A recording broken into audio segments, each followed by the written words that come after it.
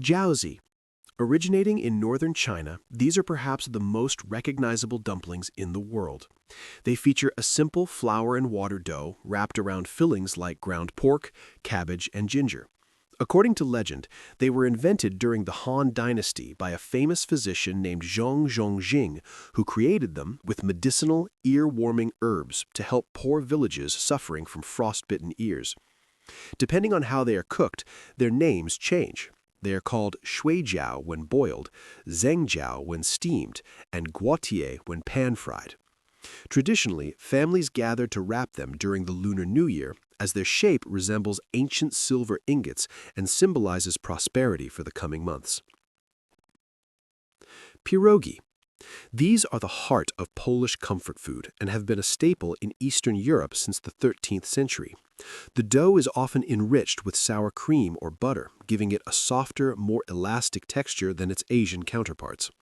In Poland, there is a famous expression, święty Jacku z pierogami, which translates to Saint Hyacinth with pierogi, referencing a legendary saint who supposedly fed villagers with these dumplings during a severe famine. While savory versions filled with mashed potatoes and farmer's cheese are the most common, they are frequently stuffed with sauerkraut, mushrooms, or even sweet berries during the summer. Xiaolongbao. Frequently referred to as soup dumplings, these masterpieces from the Jiangnan region of China contain a rich, liquid broth inside the wrapper along with a pork filling. Many culinary historians believe they were first created in the 1870s by a parkside restaurant owner named Huang Mingxian, who sought to innovate a smaller, more refined dumpling to attract discerning customers. The secret lies in a solidified meat aspic that melts into a savory soup once the dumpling is steamed in its bamboo basket. Mastering the creation requires that each dumpling be folded with a precise number of pleats, often exactly 18, to ensure the delicate structure can hold the hot soup. Ravioli. This Italian classic dates back to at least the 14th century, appearing in the personal letters of merchants in Prato. It also gained literary fame when mentioned by the famous poet Boccaccio in his masterpiece The Decameron, where he described them as luxurious food found in the mythical land of Bengodi. Unlike many other dumplings, ravioli are made from egg pasta dough and are almost always square or circular with crimped edges. The fillings vary by region, ranging from simple ricotta and spinach in the north to more robust meat-based fillings in the south. Gyoza. While they evolved from the Chinese Jiaozi, the Japanese version has developed a distinct identity over the last century.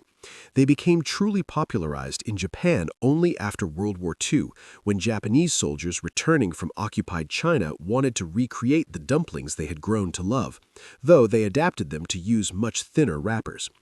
The filling is more finely minced and often features a heavy dose of garlic and Napa cabbage. The standard preparation method is hanetsuki, or with wings, where a starch slurry is poured into the pan to create a thin, lacy crust that connects the dumplings. Manti. Found throughout Central Asia, Turkey, and Armenia, these dumplings were likely spread by nomadic Turkic and Mongol tribes across the Silk Road. Because these tribes were often on the move, they would make the manti, dry them in the sun, and rehydrate them quickly over a fire, making them an efficient, early form of portable, preserved food. In Turkey, they are often made incredibly small, sometimes small enough that 40 can fit onto a single spoon, to demonstrate the skill and patience of the cook. Samosa. Though often thought of as a fried snack, these are technically a form of fried dumpling with a history that spans from the Middle East to the Indian subcontinent. The 13th century Delhi Sultanate poet Amir Khusro once described royalty in the royal courts eating this sambosa, which was then a sophisticated treat cooked with minced meat, ghee, and onions. The outer shell is made from a short crust-like pastry called maida, which becomes flaky and crisp when deep fried. The classic filling consists of spiced potatoes, peas, and green chilies, though meat versions are common in many regions. Wonton. These are cornerstone of Cantonese cuisine and are easily distinguished by their thin, yellow egg-based wrappers that drape like silk when cooked. The name is a direct transliteration of the Chinese characters meaning swallowing a cloud, which in ancient Taoist philosophy was a conceptual representation of the formless void that existed before the universe was created, suggesting that eating them brought clarity and peace. While they can be deep-fried, they are most traditionally served in a noodle soup, filled with a mixture of minced pork and shrimp seasoned with white pepper and sesame oil. Empanada. These are a staple across Spain and Latin America, with their name coming from the Spanish word empanar, meaning to wrap in bread. The earliest recorded instructions for an empanada-like food appear in a 13th-century Catalan cookbook, Robert de Nola's Libre del Coc, where he filled baked bread with tuna and eel, showing how old this preparation is. Depending on the country, the dough might be made from wheat flour or cornmeal. In Argentina, each province has its own signature folding pattern known as a repulgue, which allows people to identify what is inside the dumpling without cutting it open. Buuz. These are the national dish of Mongolia and are built to withstand the harsh, cold climate of the steppes. Unlike Chinese or Japanese dumplings, which are often pinched tight, traditional buuz are steamed with a small hole intentionally left at the top.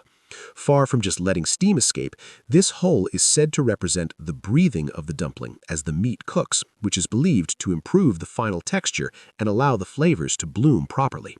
They are traditionally filled with hand-minced mutton or beef and flavored simply with salt and onion. Pelmeni. Often called the national dish of Russia, these are believed to have originated in Siberia as a way for hunters to carry preserved meat through the winter.